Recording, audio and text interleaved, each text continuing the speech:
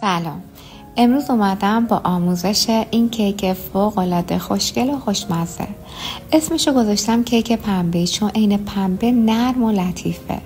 برای هر کسی درست کنی عاشقش میشه. برای درست کردنش کافیه زرد و سفیده رو از هم جدا کنی. سفیده رو با دور تند همزن هم بزن، کمی که کف کرد کم کم شکر رو اضافه کن. به این حال که در اومد بذارش تو یخچال.